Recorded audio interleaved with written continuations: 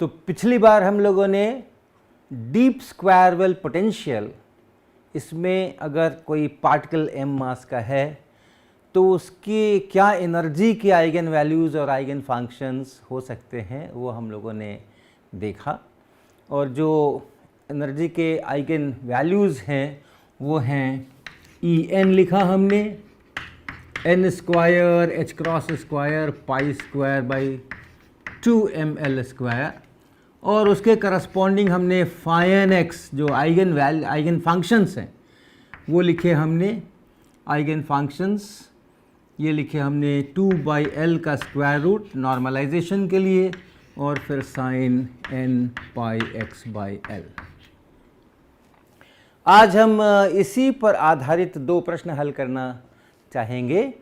तो पहला प्रश्न जो हमारा है वो यहाँ इस बोर्ड पे है। A particle of mass m is in an infinite square well potential। तो इसको डीप स्क्वायर वेल पोटेंशियल भी कहते हैं, इन्फिनिट स्क्वायर वेल पोटेंशियल भी कहते हैं, या वन डायमेंशनल बॉक्स भी कहते हैं, ये सब नाम है इसके। फ्रॉम 0 to l, x बराबर 0 से x बराबर l, और उसका जो वेव फंक्शन है वो ऐसा दिया हुआ है, psi x is square root of 30x l minus x by L to the power 5/2। तो ये जो वेव फंक्शन दिया गया है, ये जो हमने अभी एनर्जी के आइगन फंक्शंस लिखे उसमें से कोई भी नहीं है ये, तो इसमें एनर्जी डेफिनिट नहीं होगी।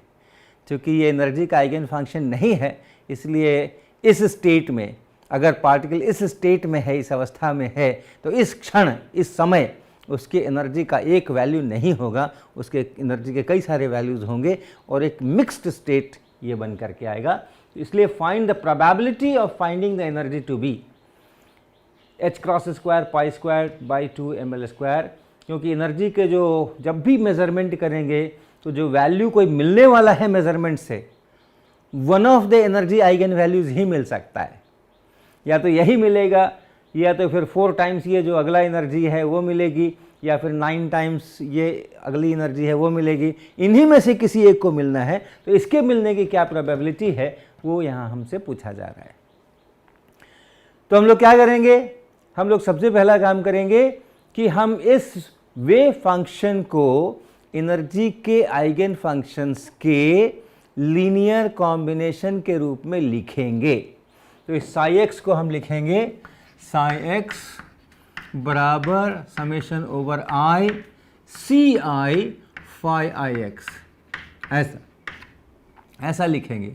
अगर आप ब्रैकेट सिंबल्स यूज़ करें तो इसको हम लोग ऐसे लिख सकते हैं, psi is summation over i c i phi i, ऐसे लिख सकते हैं हम।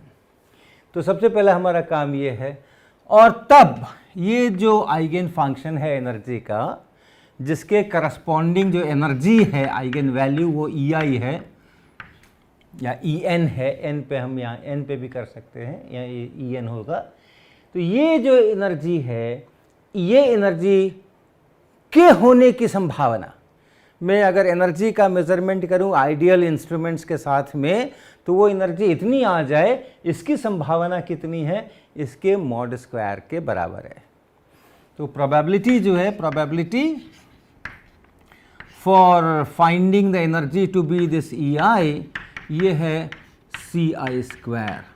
तो अर्थात मेरे केस में मुझे पहली वाली एनर्जी, जो सबसे शुरू वाली एनर्जी है, ग्राउंड स्टेट एनर्जी है, उसकी प्रोबेबिलिटी पूछी जा रही है।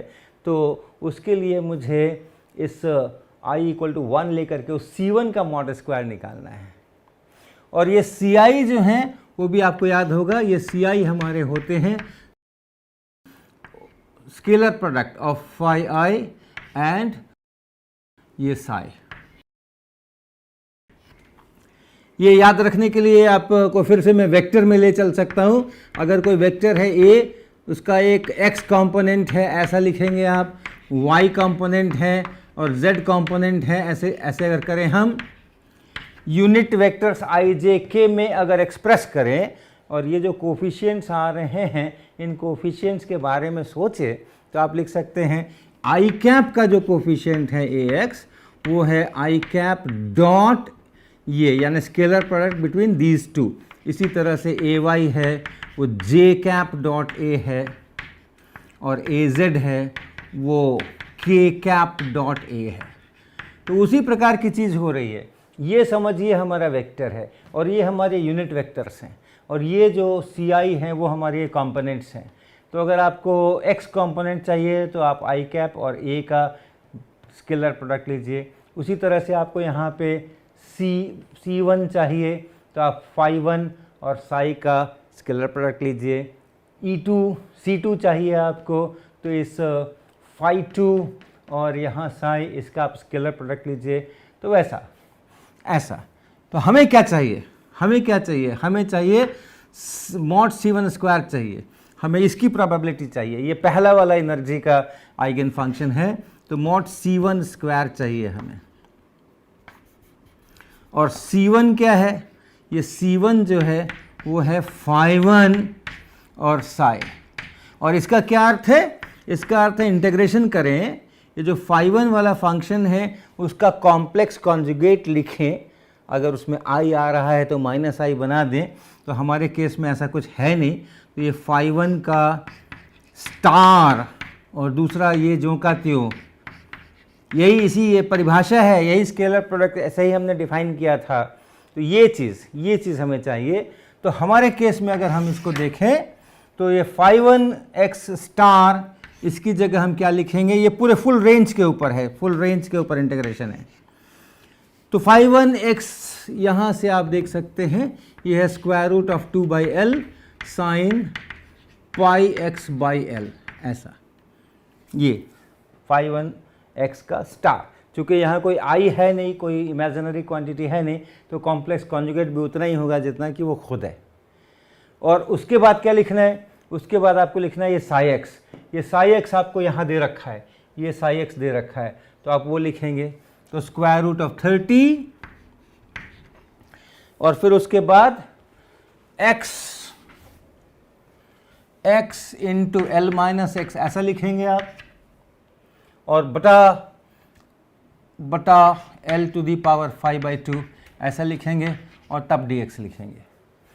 और ये इंटीग्रेशन करना है माइनस इन्फिनिटी से प्लस इन्फिनिटी तक, लेकिन 0 से l के बाहर, 0 से l के बाहर हमारा पूरा वेव फंक्शन 0 है। ये भी जो है ये भी 0 less than x less than l के लिए है, और जो हमारे ये एनर्जी के आइगन फंक्शंस हैं ये भी 0x लेस देन l के ही लिए हैं। तो ये इंटीग्रेशन हमारे 0 से l तक ही है, बाकी जगह ये सब फंक्शन 0 है।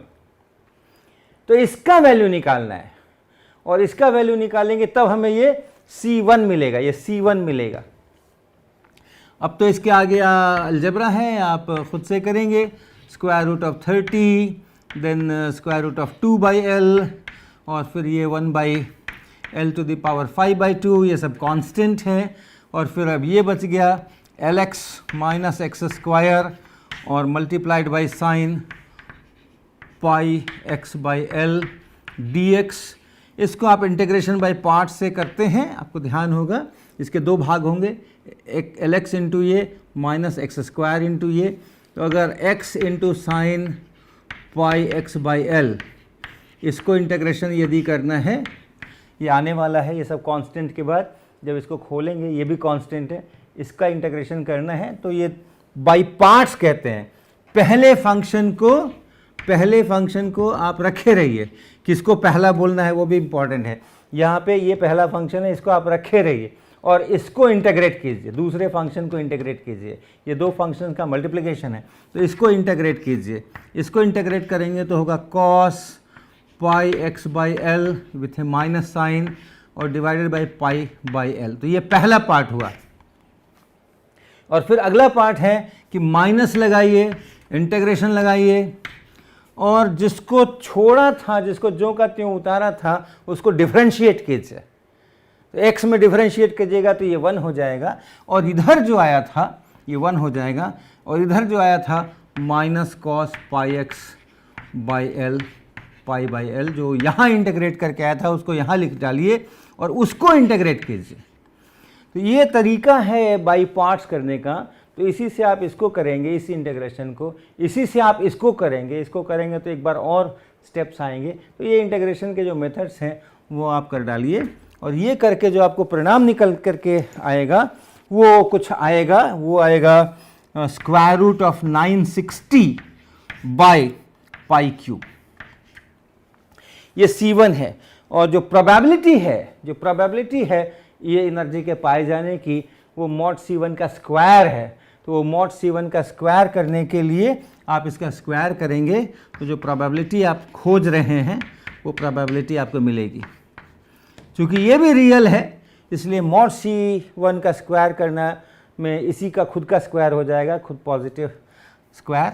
तो 960 by pi cube, pi power 6, ये इतनी प्रोबेबिलिटी है। पाई का भी वैल्यू आप रख दीजिए अपने कैलकुलेटर पे और इसका भी वैल्यू निकाल लीजिए, ये कुछ 0.94 वगैरह आने वाला है। तो क्या अर्थ निकला? अगर किसी समय वेव फंक्शन ऐसा है और ये वेव फंक्शन अगर आप प्लॉट करके देखें तो ये वेव फंक्शन, ये 0 और ये L ऐसा इधर x, तो ये भी वेव फंक्शन देखने में आपको ऐसा ही लगेगा। और जो साइन वाला फंक्शन है, ये फर्स्ट साइन वाला, वो भी देखने में ऐसा ही लगेगा, लेकिन हाँ थोड़ा फ़र्क आने वाला है, हल्का फ़र्क आने वाला है।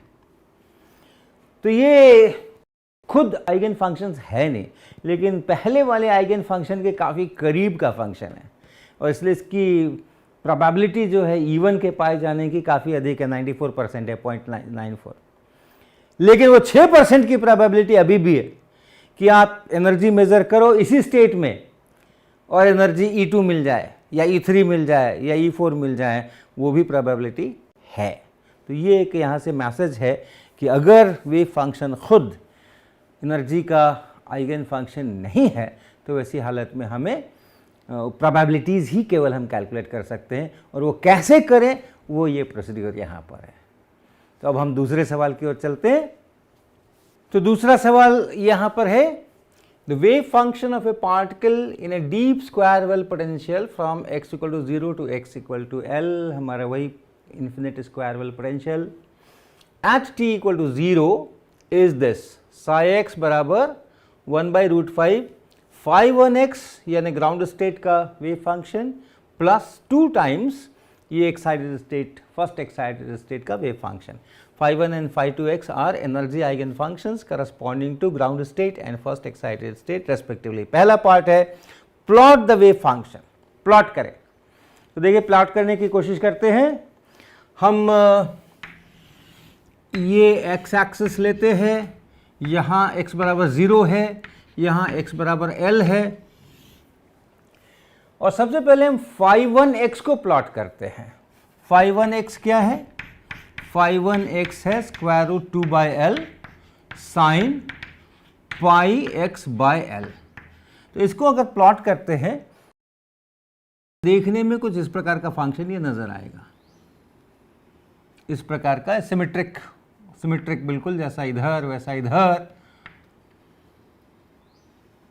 ड्राइंग में तो सिमेट्रिक नहीं बनेगा, लेकिन आप समझ लीजिए कि ये साइन फंक्शन है, ये साइन का फंक्शन है। बीच में यहाँ पर ये मैक्सिमम है, इसका वैल्यू यहाँ पर √2/L बनेगा, ऐसा। तो ये है अपना phi1x। अब हमें करना है 2 टाइम्स phi2x। तो phi2x कैसा होता है? phi2x होता है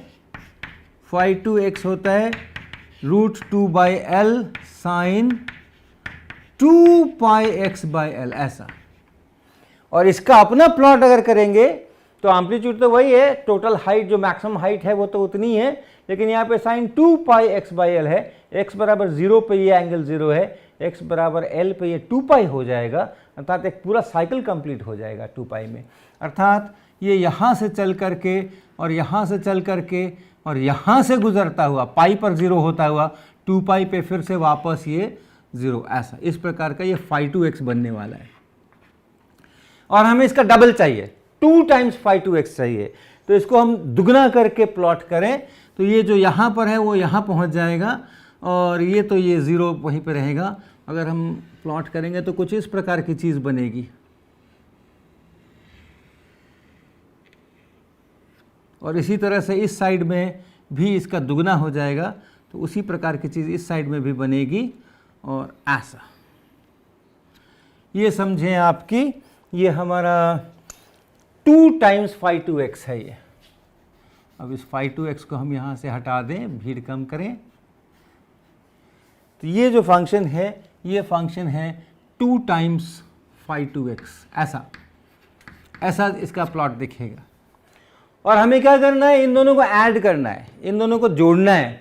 जब जोड़ेंगे आप तो कैसा बनेगा, जब आप जोड़ेंगे तो जैसे ये पहला वाला पार्ट और इसमें ये दूसरा वाला पार्ट, इतना जोड़ेंगे तब यहाँ का वैल्यू मिलेगा। तो ये यहाँ से और ऊंचा हो जाएगा, जैसे आप यहाँ पहुँचेंगे यहाँ और ऊंचा हो जाएगा। तो ये फंक्शन यहाँ से चल करके और कुछ ऐसा चल करके और कुछ ऐसा चल करके और कुछ ऐसा बनेगा। दूसरे साइड में देखें, ये 0 हो चुका है और इसलिए इसमें जब ऐड करेंगे फाई 1 को और 2 फाई टू एक्स को, तो इसको यहाँ ही से गुजरना चाहिए। इस पॉइंट पर जो इसका वैल्यू है वो इसका वैल्यू होना चाहिए, तो इसको वापस आना चाहिए। और वापस आने के बाद इसको यहाँ देखिए, नेगेटिव और पॉजिटिव जहाँ बराबर हो जाए, नेगेटिव और पॉजिटिव जहाँ बराबर हो जाए वहाँ पर इसको 0 होना चाहिए। और फिर यहाँ नेगेटिव बड़ा हो जाएगा तो ये नीचे की तरफ आएगा और नीचे की तरफ आता हुआ और बाद में अंत में फिर यहाँ पे 0 हो जाएगा, क्योंकि ये और ये दोनों जो जोड़ेंगे तो ये 0 हो जाएगा।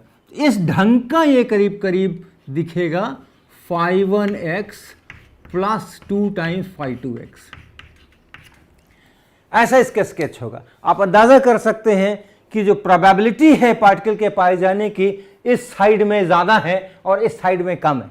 यहाँ पर बड़ा छोटा सा वेव फंक्शन दिख रहा है और यहाँ खूब बड़ा सा वेव फंक्शन दिख रहा है, तो इधर में पार्टिकल के पाए जाने की प्रोबेबिलिटी अधिक है और इधर में पाए जाने की प्रोबेबिलिटी कम है। अभी हम देखेंगे जब एक्सपेक्टेशन वैल्यू पे आएंगे। तो ये पहला पार्ट है। दूसरा पार्ट है find the wave function at time t equal to 2ml² by pi h cross. तो ये जो वेव फंक्शन दिया गया है जिसका हमने ये प्लॉट किया है, ये t बराबर 0 का वेव फंक्शन है। लेकिन अब जैसे समय गुजरेगा तो ये वेव फंक्शन इवॉल्व करेगा, ये फंक्शन बदलेगा। और बदलेगा कैसे, तो उसके लिए श्रोडिंगर इक्वेशन का हमें पता है। अगर साई x बराबर 0, x t बराबर 0, ये अगर फंक्शन लिखें हम summation over i c i और फिर फाई आई एक्स, ऐसा अगर लिखें, तो वैसी हालत में जो psi x at time t है वो होगा summation over i c i और e पे power minus i by h cross e i t, ऐसे फाई आई एक्स। ऐसा ये तरीका है, हम t टाइम पे वेव फंक्शन प्राप्त करने के लिए इसका उपयोग कर सकते हैं। तो यहाँ पर हमारे पास अगर हम देखते हैं तो 2 ही टर्म है। साई एक्स को ऑलरेडी एक्सपैंड किया हुआ है, फाई 1 है और फाई 2 है। फाई 1 के का कोफिशिएंट है 1/√5, फाई 2 का कोफिशिएंट है 2/√5, आगे सब 0 है। तो हमारे केस के अंदर में 2 ही मामले हैं और इसलिए अगर हम जो साई एक्स बराबर 0, एक्स टी बराबर 0 हमें दिया गया है, ये है, 2 ही टर्म्स आने वाले हैं, लिखे हुए हैं दोनों टर्म यहाँ पे, 1/√5 टाइम्स फाई 1x और दूसरा 2/√5 टाइम्स फाई 2x। और इसलिए जो t टाइम पे होने वाला है, t टाइम पे वो होने वाला है 1/√5 e पे power minus i by h cross even t और तब फाई 1x और प्लस यहाँ पे 2/√5 और e पे power minus i by h cross e2t और तब यहाँ पर फाई 2x, ये होने वाला है। और आप देखें कि इसका क्या वैल्यू है और इसका क्या वैल्यू है। तो ये e पे power minus i by h cross E1t, इसको देखिए, e पे power minus i by h cross E1 यानी जो हमारा ग्राउंड स्टेट है उसकी एनर्जी, और वो आपको याद होगी pi square H cross square by 2ml²। और इसको मल्टीप्लाई करना है t से, जिस टाइम पे हम ये वेव फंक्शन लिखना चाह रहे हैं। हम किस टाइम पे लिखना चाह रहे हैं वो यहाँ दिया गया है, find the wave function at time t which is 2ml² by pi h cross. तो हमने टाइम की जगह पे लिखना है यहाँ पे 2ml² by pi h cross ये। और ये कितना बन रहा है, ये कितना बन रहा है, ये 2ml² को आप इस 2ml² से ख़त्म कीजिए और इस h क्रॉस को और h क्रॉस को h क्रॉस स्क्वायर से ख़त्म कीजिए। एक पाई यहाँ है और एक पाई स्क्वायर यहाँ है, तो यानी केवल पाई यहाँ बच गया, e पे पावर माइनस आई पाई। और इसका क्या मतलब है, इसका मतलब है कॉस पाई माइनस आई साइन पाई। और इसका क्या मतलब है, कॉस पाई यानी -1 और साइन पाई यानी 0, यानी ये पूरी चीज है -1। ये जो फैक्टर है ये है -1 इस टाइम पे। और जो दूसरा वाला है ई पे power minus i by h cross E2t, और इस बार E2 लिखना है सेकेंड स्टेट नीचे से, यानी ग्राउंड स्टेट उसके ऊपर वाला E2, E1 E2, और उसकी जो एनर्जी है E2 वो आप जानते हैं n² pi square H cross square लिखते हैं, तो 4 टाइम्स इसकी हो जाएगी। सो 4 times pi square H cross square by 2ml², और इनटू टाइम, वही टाइम है 2ml² by pi h cross. 4 times हो गया है केवल, तो ये बन गया e पे पावर माइनस आई गुना 4 पाई, और ये हो गया कॉस ऑफ 4 पाई और minus I times sign of 4 पाई, और ये हो गया 1। 4 पाई का कॉस लेना है तो उतना ही होगा जितना कॉस 0 होगा, तो ये 1, और यहाँ साइन ऑफ 4 पाई 0, तो ये भी 1। तो इसको आप देखें, अब इसको लिखें, साइन एक्स टी बराबर 1/√5 कॉमन ले लीजिए, और ये है आपका -1 और ये है +1, तो 2 टाइम्स phi 2x और माइनस phi 1x, ऐसा t बराबर 0 पे था ये 2 phi 2x plus phi 1x, और अब ये हो गया है 2 phi 2x minus phi 1x। वे फंक्शन बदल गया है समय गुजरने के साथ में। अगर आप प्लॉट करने की कोशिश करें, यहाँ पे अभी भी आपके पास 2 phi 2x बना हुआ है और ये phi 1x यहाँ बना हुआ है, इसमें से इसको घटाना है, इस 2 phi 1x में से 2 phi 2x में से इस phi 1x को घटाना है। तो आप घटा करके अगर प्लॉट करने की कोशिश करें, देखिए इस पीले में से इस सफ़ेद को घटाना है, तो शुरुआत में जब चलेंगे तो थोड़ा कुछ ऐसा कुछ मिलेगा, कुछ ऐसा मिलेगा घट करके, और फिर ऐसा घटेगा, और फिर इसी तरीके से यहाँ आकर के कहीं पर ये 0 बनेगा। इस याद रखिएगा, इसमें से इसको घटाना है मुझे, पीले में से मुझे इसको घटाना है, तो यहाँ कहीं पर इसको, यहाँ कहीं पर ये 0 हो जाएगा, यहाँ कहीं पर ये 0 हो जाएगा, क्योंकि यहाँ पे पीला और सफ़ेद दोनों बराबर हो गए हैं, तो घटाने पे 0 हो जाएंगे। और उसके बाद फिर देखेंगे तो इसमें से मुझे ये घटाना है, ये खुद ही नेगेटिव है, और उसमें से ये घटाएंगे तो और भी नेगेटिव हो जाएगा, तो इस साइड में और बड़ा होता जाएगा। यहाँ कहीं पर आएंगे तो इतने में से इतना और घटाना है, तो यानी ये कुछ ऐसा नेगेटिव होता हुआ और ऐसे नीचे से जाता हुआ, और फिर ये ऐसा जाता हुआ, ऐसा जाता हुआ, ऐसा जाता हुआ, और अंत में फिर ये यहाँ करके ये ऐसा कुछ मिलने वाला है। ये है माइनस phi 1x और इधर 2 phi 2x, ऐसे। तो पहले जो पे फंक्शन था लाल वाला, वो इधर लंबा था, इधर छोटा था। अब जो हो गया है वो इधर लंबा हो गया है और इधर छोटा हो गया है। तो इस तरह से ये बदल रहा है।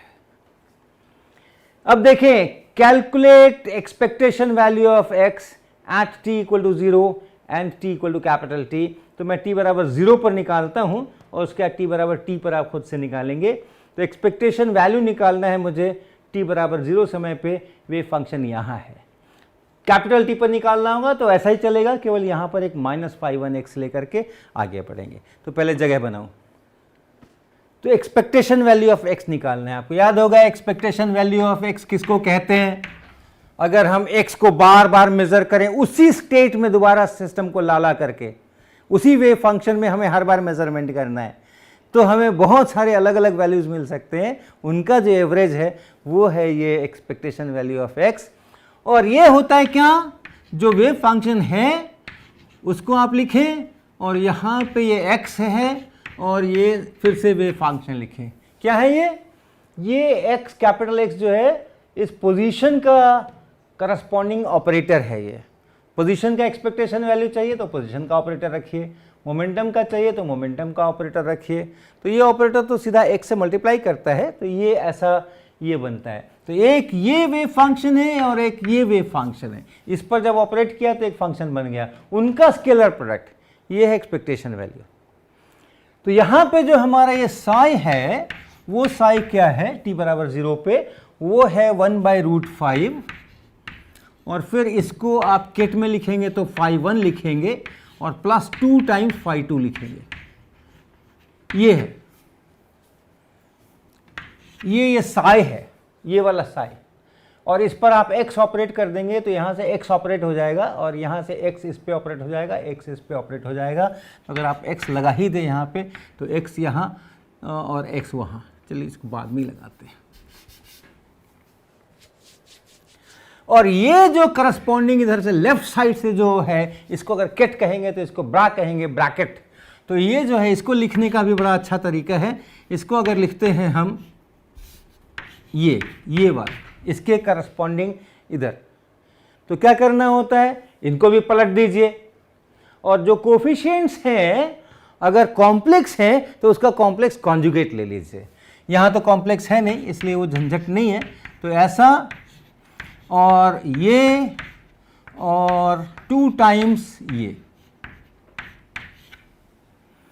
अब लिखिए इसको साई एक्स साई को, साई एक्स साई, अर्थात पहले इसको लिख लीजिए। तो ये यहाँ पे लिखा हुआ है वही हो गया 1/√5 φ1 2 φ2। इसके बाद आप x लगा करके इसको लिख लीजिए, x लगा करके इसको लिख लीजिए, इसको x टाइम्स साई, तो ये साई है तो 1/√5 फिर से, और ये x लगा करके φ1, x लगा करके ये φ1 और प्लस 2 टाइम्स x लगा करके ये φ2, ऐसा।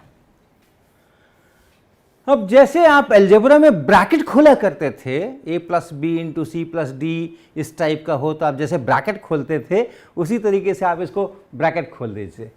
तो 1/5 तो अलग है और ये φ1 से आप दोनों साइड मल्टीप्लाई करते चलिए, यानी स्केलर प्रोडक्ट लेते चलिए। तो इसके साथ जब इसका करेंगे क्या बनेगा, φ1 कैपिटल X φ1, ऐसा φ1 कैपिटल X φ1। फिर इसके साथ आप इसका करिए तो क्या बनेगा, प्लस 2 φ1 x φ2। तो इससे हमने कर लिया दोनों का प्लस। अब इससे शुरू करिए, इससे इसका करिए तो क्या बनेगा, 2 टाइम्स φ2, ये φ2 और इधर से ये x φ1, तो ये x φ1, ऐसा। और फिर इससे इसका करिए तो 2 इंटू 2 4, और यहाँ φ2 और यहाँ ये कैपिटल X और यहाँ ये φ2, ऐसा। तो सीधा जैसे अलजेब्रा में हम लोग ब्रैकेट खोलते हैं वैसे ही ध्यान रखिएगा, यहाँ ये कॉम्यूटेटिव नहीं है, ऑर्डर्स को चेंज नहीं कीजिएगा। जो बाएं है वो बाएं, जो दाहिने हैं वो दाहिने, इस ऑर्डर को परिवर्तित नहीं करना है अपने को, अदरवाइज हम ऐसे खोल सकते हैं।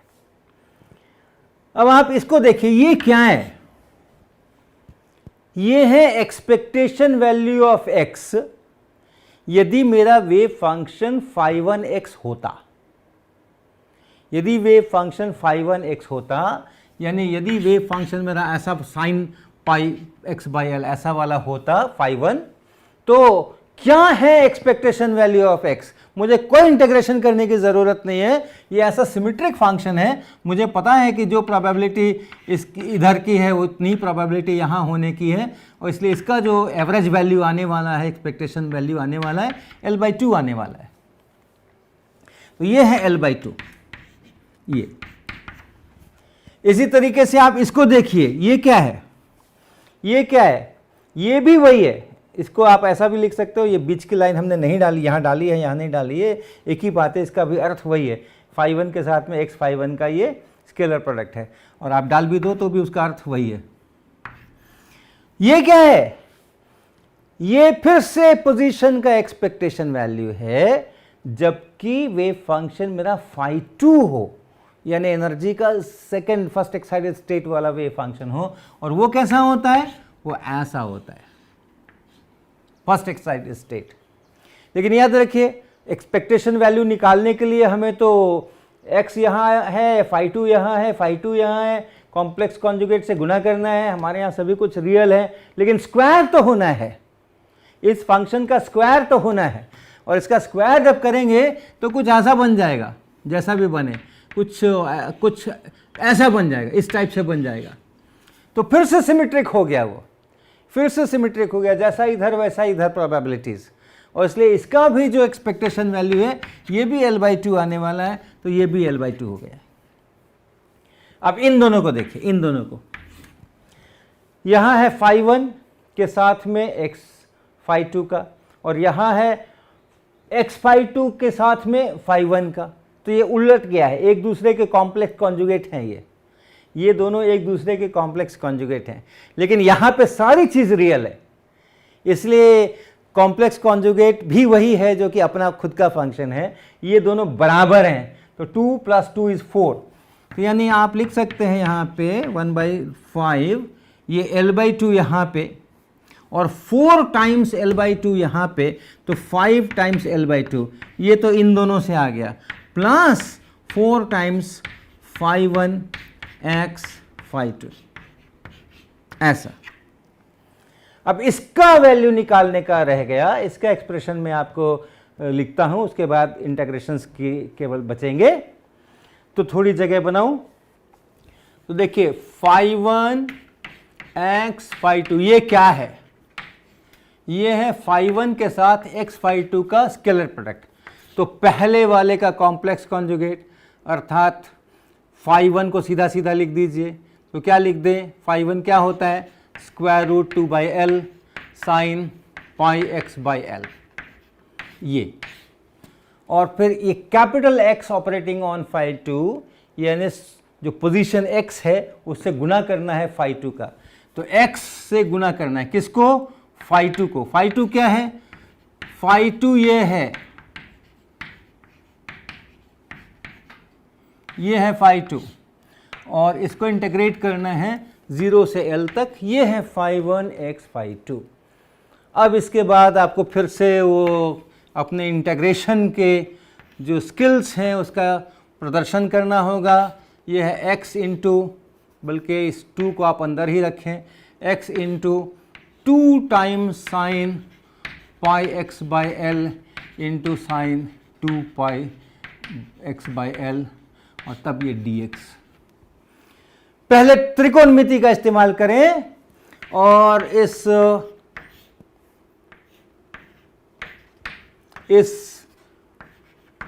2 sin A sin B, ये वैरायटी है, इसको आप लिख सकते हैं 2 sin A sin B। ये जो चीज़ होती है, ये होती है cos A minus B और minus cos A plus B। इसका आप इस्तेमाल करें तो क्या बनता है, ये बनता है cos of A minus B, ये माइनस ये, अर्थात माइनस πx/L, लेकिन cos of minus theta is same as cos of theta, तो ये cos ऑफ πx/L हुआ। और यहाँ माइनस लगा करके अब इन दोनों को जोड़ दीजिए, 3πx/L, ऐसा dx। और अब देखिए फिर से वही इंटीग्रेशन बाय पार्ट्स वाला मामला आ गया। 2 इंटीग्रेशन है, एक है x into cos of this, दूसरा है x into cos of this. दोनों को आप बाई पार्ट्स में इंटीग्रेट कर लीजिए और तब इसका वैल्यू आप निकाल सकते हैं। और इसका वैल्यू कितना आने वाला है वो भी मैं आपको बता दूं। इसका वैल्यू आने वाला है -16 times L by 9 pi square,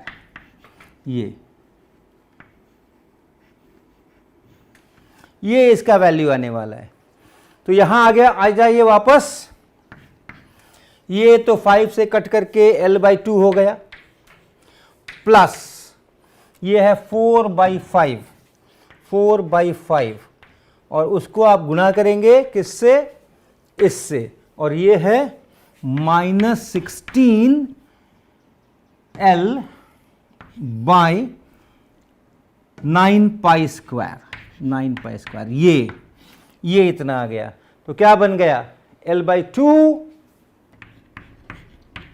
और फिर -64, 16 × 4 बाई 45 पाई स्क्वायर, ये इतना बन गया, L/2 -64L/45 पाई स्क्वायर। तो ये है इसका एक्सपेक्टेशन वैल्यू किस समय, t बराबर 0 पे। हमने जब प्लॉट किया था उस समय एक इंडिकेशन दिया था आपको कि इसका एक्सपेक्टेशन वैल्यू लेफ्ट साइड में होगा, मिडिल से लेफ्ट होगा, ये मिडिल से लेफ्ट है। और कैपिटल T टाइम पे जब देखेंगे तो वही चीज राइट में चली जाएगी। जो पहले लेफ्ट साइड में लंबा पीक था, राइट में छोटा था, अब राइट में लंबा हो गया है और लेफ्ट में छोटा हो गया है कैपिटल T टाइम पे। तो यही चीज अब उधर को शिफ्ट हो जाएगी। तो ये है एक्सपेक्टेशन वैल्यू एट t = 0। और अगर आप t समय पे निकालेंगे, एट टाइम कैपिटल T जो हमें दिया गया था, जिसमें कि यहां पर एक माइनस आ गया था, ऐसा ही आप सब कुछ कर सकते हैं, यहीं तक चलेंगे, यहां पर एक माइनस एक्स्ट्रा आने वाला है उसके कारण से, और फिर यहां पे ये प्लस हो जाएगा। तो ये बन जाएगा L/2 plus 64L/45 pi square, ऐसा। क्या देख रहे, समय के साथ वेव फंक्शन बदल रहा है, समय के साथ एक्सपेक्टेशन वैल्यू ऑफ L बदल रहा है, x बदल रहा है, यानी जो पैरामीटर्स हैं वो समय के साथ बदल रहे हैं, चीजें बदल रही हैं। अगर वेव फंक्शन एनर्जी का आइगन फंक्शन नहीं हो तो फिजिकली मेजरेबल क्वांटिटीज समय के साथ बदल सकते हैं। जिनके ऑपरेटर्स हैमिल्टोनियन के साथ कम्यूट नहीं करते हैं, जैसे पोजीशन का ऑपरेटर हैमिल्टोनियन के साथ कम्यूट नहीं करता है, उसके जो एक्सपेक्टेशन वैल्यू हैं, प्रोबेबिलिटीज़ हैं, वो चेंज करते हैं। लेकिन अगर आप पूछें एनर्जी के बारे में, पहला पार्ट जैसे हमने पहले सवाल में बनाया था, ग्राउंड स्टेट वाली एनर्जी आने की क्या प्रोबेबिलिटी है या एनर्जी का एक्सपेक्टेशन वैल्यू क्या है, वो नहीं बदलेगा समय के साथ। जिन वेरिएबल्स के ऑपरेटर्स हैमिल्टोनियन से कम्यूट करते हैं, समय के साथ वो वेरिएबल्स की जो प्रोबेबिलिटीज़ हैं, एक्सपेक्टेशन वैल्यूज़ हैं, वो सब नहीं बदलते हैं। वो वेव फंक्शन एनर्जी का आइगन फंक्शन हो तो भी नहीं और नहीं हो तो भी नहीं।